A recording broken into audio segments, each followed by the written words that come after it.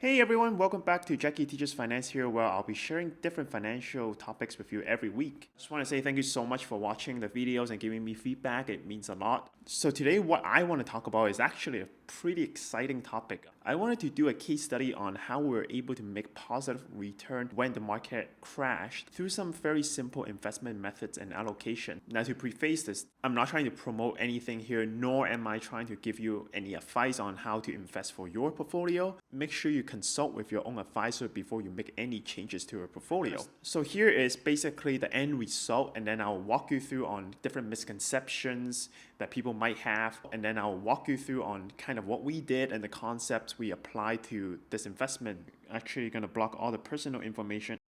So there are a couple of things that we need to focus on. So we started February 6, 2019 with 150K, and as of April 23rd, 2020, the market value is $167,906, 11.94% in just over 1 year. Now, keep in mind for some investors that 12% a year is nothing to write home about, but we have to consider what is actually happening to the market during these times. So what we can do is look at some major indexes and just kind of get an idea of what the market is actually doing during these times. So the first major index we're going to show you is the Dow Jones Index. So we can see, given the same time frame from February 6, 2019 to April 23rd, 2020, with the same time frame, Dow Jones itself is actually down negative 7.38%. Or another index we could look at is the TSX Index for Canadian investors. You can see that given the same time frame, punch this into a calculator, we can see that it's down negative 8.95%. It's just a clear indicator that during these time frames, the market has not performed very well. And that's a given because we just went through a major crash. So how were we able to produce positive return when the market in general has not been doing well? Now, I want to make it very clear, we did not use anything complicated like options or futures, or we didn't even pick stocks. We simply stuck with funds. Initially, when we set up the portfolio, we just focused on one very simple idea, diversification. So what is diversification? It's basically inside your portfolio, you want to buy a bunch of things so that they could have different movements when things happen. Now, you're going to hear the term correlation a lot. It simply just means if one thing decides to move up or down, how much does the other thing will follow. So for example, if A is going to move up 10% and B move up also exactly 10%, well then you have a correlation of 1 to 1 because they're mirroring each other, right? However, if A move up 10% but B only move up 2%, well then correlation is lower now because they're not mirroring each other. Or sometimes you might find things that have actually negative correlation, meaning if A move up 10%, B actually drops 7%. That's a negative correlation. They're moving in complete different direction. So when it comes to investment portfolio, people always say you need to diversify, you need to diversify. All they're saying is basically you want things to have different range of movement when something happens, or even completely different directions of movement. Here are two biggest misconceptions of diversifications that people really have to understand. One, they think diversification just means buying a bunch of different things with different names. They're thinking, hey, different names means different things means diversification. What's going to happen is if you really look inside what you're buying, you're going to realize they pretty much are the same thing. A very easy example to demonstrate this is I line up the graph of 4 different funds where the names are just completely different things. But what do you notice for these graphs? They basically move almost identical to each other. So what that means is if one of the fund drops or goes up, you can pretty much tell what the other 3 is going to do and how much is going to go up or down. It's pretty much mirroring the first one. That is not diversification.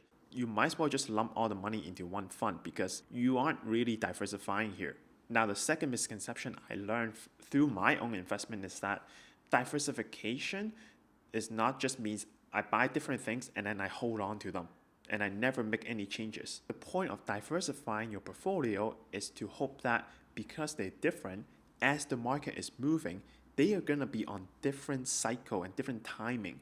So you could potentially take advantage of the difference in timing to make a profit. So while it may be good that you're achieving true diversification by holding things that really have different cycle or different timing or have nothing to do with each other inside your portfolio, if you do not make adjustments from time to time, readjust your portfolio or to take advantage of the difference in cycle, then diversification really doesn't give you additional benefits. Now I'm going to show you later on in a real example what I mean by this. But before we jump into it, I want to clarify that there are two ways to really diversify your investments. The first way is actually through something that I call method diversifying, by looking at the how. How are we buying the investments? Sometimes you could actually buy things that are very similar to each other, but by diversifying the methods of purchasing, you could achieve diversification that way. Now, if you're confused about this, don't worry. I'm actually going to record another video that is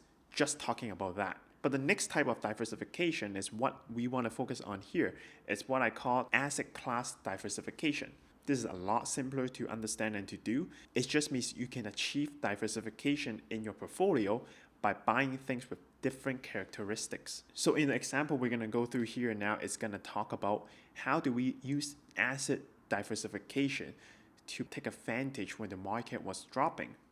So what we wanted to do for this portfolio is we wanted to provide an asset class diversification because the client already have other investments that are related to the stock market. So we wanted to put this part of investment to something that has much less correlation to the stock market itself. And what we did is we actually looked into funds that are focused on real estate. So when we say this fund is focusing on real estate, we don't mean it's buying into stocks of real estate companies. We meant that this fund actually holds real buildings inside. So it operates like a mutual fund where you purchase and you get units, and the units change every day. But the fund itself holds actual buildings. And the buildings are majority focused on commercial buildings and is mostly located in Canada. So this fund operates like this. You have two ways of generating returns.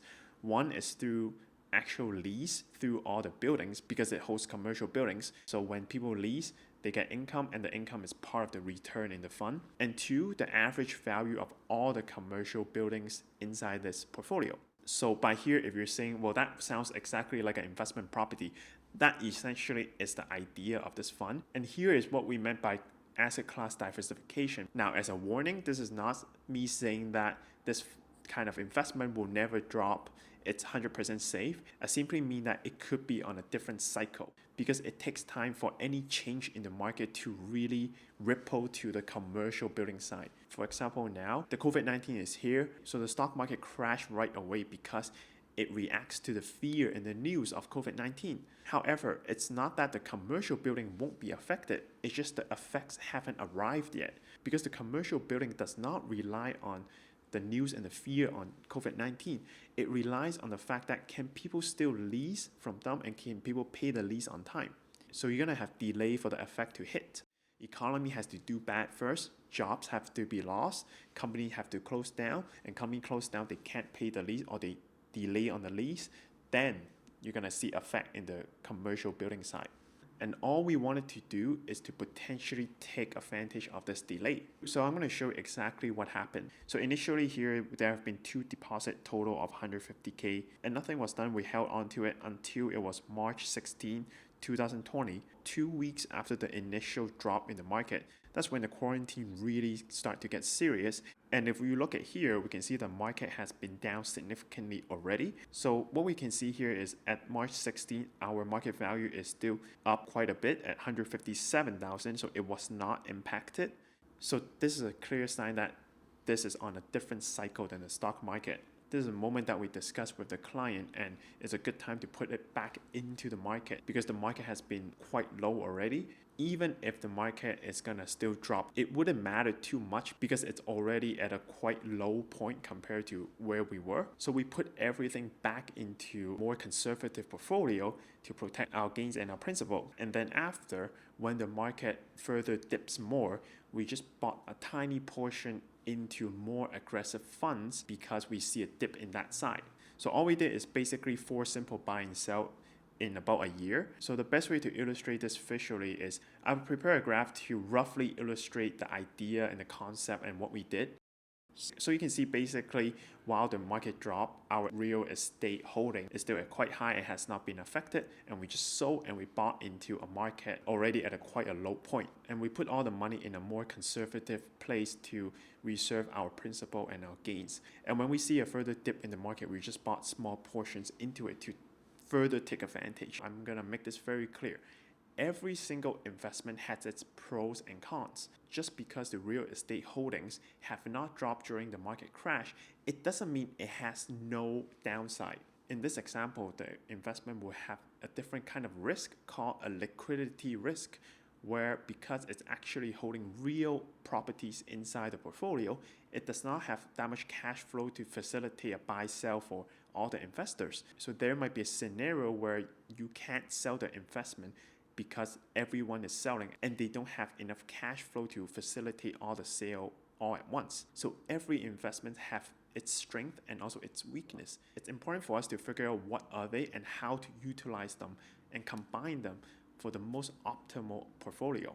All right, so that's all I want to share today. Now, if you are living in Canada and you're wondering about the CERB benefits, I definitely recommend you check out my colleague's video on the left side where he goes into detail. Now, with that being said, this is the end of the video. If you like the content I'm providing, make sure you hit the like and subscribe button below. This is Jackie Teaches Finance. I hope you learned something. I'll see you in the next video. Bye.